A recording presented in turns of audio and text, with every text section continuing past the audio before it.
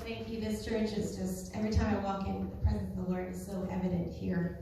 So continue to just worship the Lord as you do.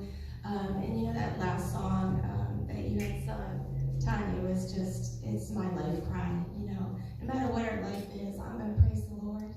Good and bad times, I'm going to praise the Lord every day that I have. Just, I forget the words, I'm forgetting them, but you know, we were in Romania, and one special moment to me was my health was failing. I was not doing well. By the time we got to Romania, we're serving with the refugees, and he's Mr. Cook. You know, he's cooking up this amazing food over there, I have to say. It was delicious.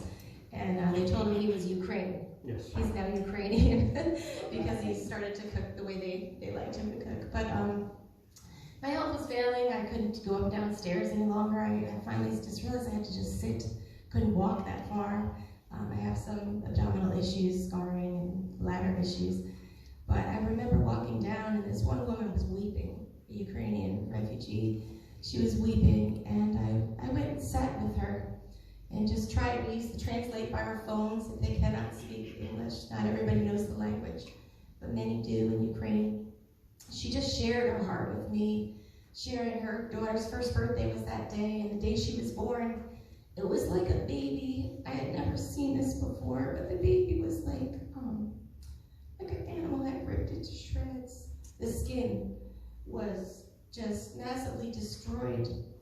And I had seen the baby at the shelter, and her face was bright red. You know, Ukrainian, very light skin, but her face was bright red, and there was seriously a problem I knew about.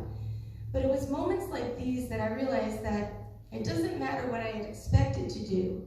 I had expected to go on the mission field to lead worship. I had expected to, you know, he expected to be preaching, me teaching or leading worship.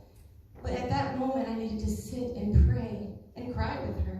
And I literally sat and cried with her, remembering that moment that she had, and the moment that she's now separated from her husband, who's far away, and she's been in 2 different shelters. I remember just, you know, moments like that, just touching my heart and going in, watching. One morning we walked into breakfast at the Ukrainian, with the refugees, and everyone's just upset.